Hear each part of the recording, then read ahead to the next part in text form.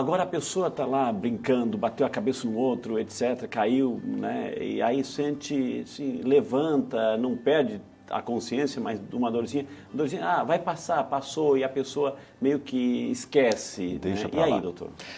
O grande ponto é a gente entender que nem todo trauma ele tem uma energia suficiente para poder causar uma lesão cerebral. Entendi. Seja no cérebro, sejam nos vasos cerebrais, seja no osso ou nas outras estruturas sensíveis à dor que nós temos no crânio. Porém, em algumas situações específicas e em alguns locais específicos, essa transferência de energia, ela não tem tantas barreiras e ela se transfere. Então, por exemplo, o grande primeira cartilha de quem bate a cabeça sempre é entender se houve ou não a perda da consciência, se você está orientado, se você está bem após o trauma. Então, aquela história de quando você cai, alguém perguntar, olha, tudo bem com você? Está tudo ótimo? Você tem que se localizar. Tem algumas perguntas específicas, doutor? Ou seja, a pessoa, não, ela está ali, é meio atordoada, se levanta. Eu tenho que fazer algumas perguntas específicas? Normalmente, olha, aqui, olha meu dedo, acompanha o olhar. Sim, normalmente onde você está, quem sou eu? Tá. E há alguma dificuldade para movimentar alguma parte do corpo? Essa seria, deitou ali a pessoa, olha, tudo bem, você sabe onde você está sentindo dor em algum local. Então, quem sou eu? Quem sou eu? Onde estou? Onde estou? Está sentindo dormência ou perda de força em alguma parte do corpo? E nessa hora você tem que ter bastante cuidado com uma coisa. Você está com dor na coluna? Porque às vezes, sequencialmente aos traumas de crânio, ou na queda, ou no próprio trauma do crânio, você machuca a coluna vertebral também. Então essa é a hora de, por exemplo, um paciente que cai, você evitar de manipular ele. Isso que eu ia perguntar, doutora, é muito comum a gente ver, inclusive motoqueiros, assim, que principalmente de repente motoqueiro. Cai. Por que não pode, eu não posso lá ajuntar? Porque é a reação primeira, assim, a criança cai, a mãe já quer pegar, já quer fazer tudo, Sim. É amor, né? É amor. É instinto. Mas por que eu não posso mexer? O grande ponto, principalmente nos traumas de grande impacto, o motoqueiro, a queda de bicicleta, queda de muro, nessa hora você não tem ali naquele momento algum indício de se houve lesão ou não na coluna vertebral.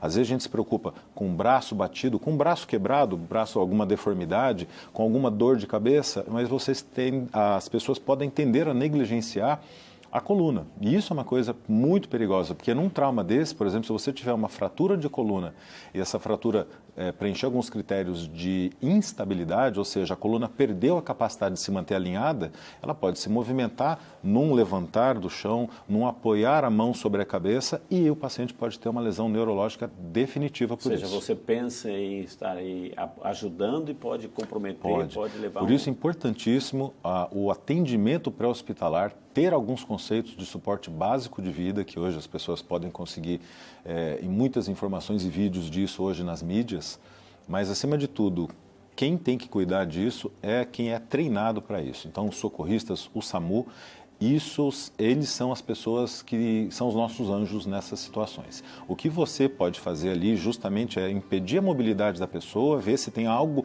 naquela posição que ela possa fazer e sinalizar para que outros não gerem mais vítimas. Esse é um princípio básico do trauma, não gerar mais vítimas. A pessoa está ali deitada, doutora, eu posso colocar uma base, um travesseirinho, nada? Desde quando você não, por exemplo, uma pessoa que cai numa rodovia, naquele chão quente, né, você até pode impedir que a pessoa tenha alguma outra lesão ali, colocando alguma proteção dentro, entre o solo e a pessoa, mas com movimentos extremamente finos, extremamente coordenados. Então, pessoal, eu vou mexer ele segurando o quadril, vou levantar um pouquinho a cabeça, alguém levanta a cabeça, nunca o paciente faz o movimento, alguém coloca uma proteção ali, acabou, ninguém mexe mais, alguém apoia a cabeça, vamos ver a perna.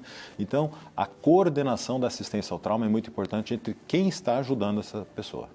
No dia a dia, doutor, é muito comum, por exemplo, uma pessoa com mais idade, está descansando, está dormindo, de repente vai levantar, fica meio mareado, meio uma vertigem, uma tontura e pode ali bater a cabeça os idosos, doutor, mas descer uma escada. Pertinente essa pergunta, Frei.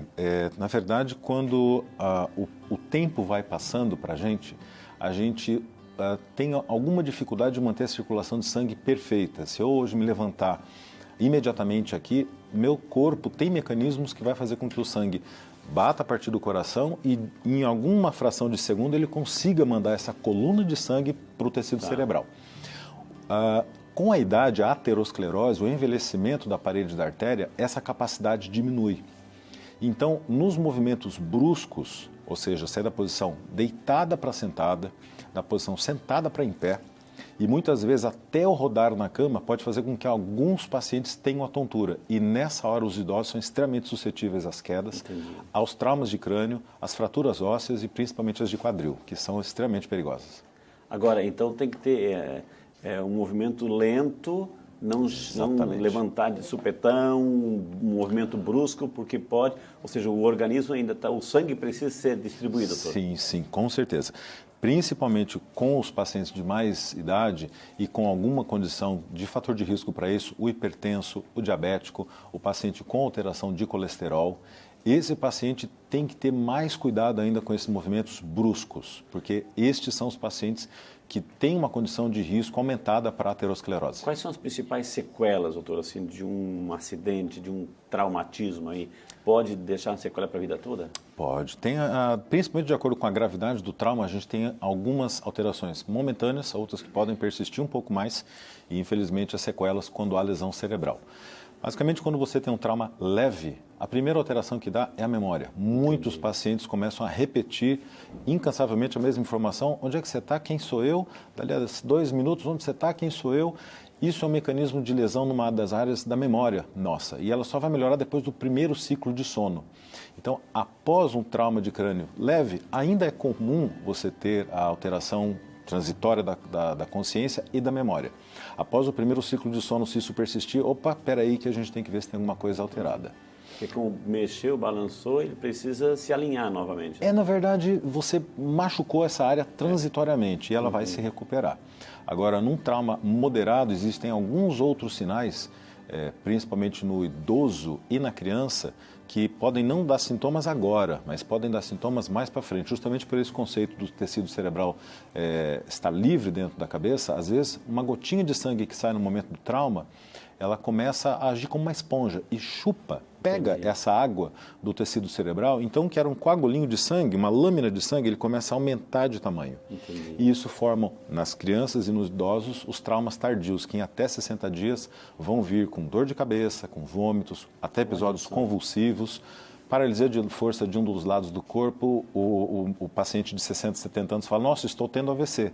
Mas esquece desse trauma de 60 dias. Traumas, às vezes, bobos. Eu já operei inúmeros pacientes que bateram a cabeça no armário do banheiro, que ao entrar no carro bateram a cabeça, que quando alguém foi sair de algum local sem querer esbarrou na saída do transporte público.